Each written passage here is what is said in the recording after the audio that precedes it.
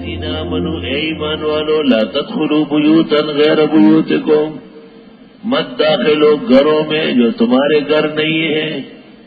بھئی کسی اور کے گھر میں جب داخل ہوتے ہو حتی تستأنسوا یہاں تک کہ ان کو مانوس کرو, اطلاع دے دو. وتسلموا علی اہلہا سلام کرو وہاں کے باشندوں کو. ذالکم خیر لکم لعلکم تذکرون یہ بہتر ہے تمہارے لیے. بھئی کسی گھر پر آپ جاتے ہیں پہلے گھنٹی دے دو, ٹیلی فون کرو, انہیں خط لکھو کہ میں آپ سے ملنے آنا چاہتا ہوں.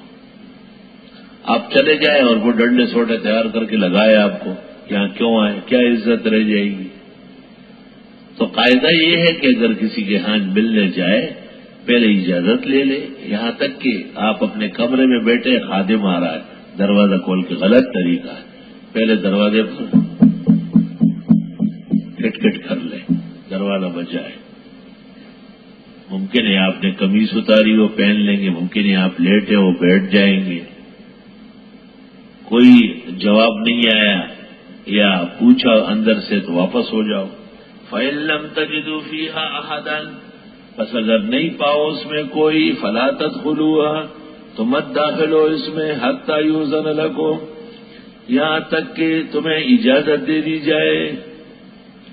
وَإِن قِيلَ لَكُمُ ارْجِعُوا اور اگر تم سے کہا جائے واپس ہو جاؤ, فَارْجِعُوا واپس جاؤ.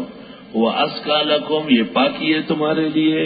وَاللَّهُ بِمَا تَعْمَلُونَ عَلِيمٌ اور اللہ تمہارے اعمال کو جانتے. مولانا مفتی محمد شفیع نے لکھا ہے نا کہ 3 گھنٹیوں کے بعد ٹیلی فون بند کرنا چاہیے خود بخود, کیونکہ وہ نہیں اٹھانا چاہتے, انہیں کوئی تکلیف ہے. اس عاجز کے نزدیک تو پہلے 1 گھنٹی بجائے مس کال دے تاکہ اس سے پتہ چلے کہ مجھے فون آ رہا. خاص کر بے وقت فون کر رہا ہے 1-2 بجے رات کے, تو آپ پہلے ایک مس کال دیں.